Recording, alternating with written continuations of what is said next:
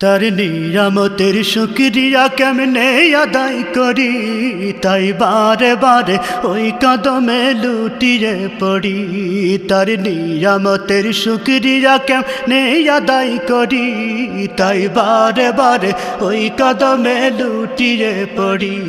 তাই বারে বারে ওই কদমে লুটিয়ে পড়ি। যাই যেদিকে এই দুটি চোখ দেখি মহিমা, তার নিয়ামতের এই জগতে হয় না উপমা।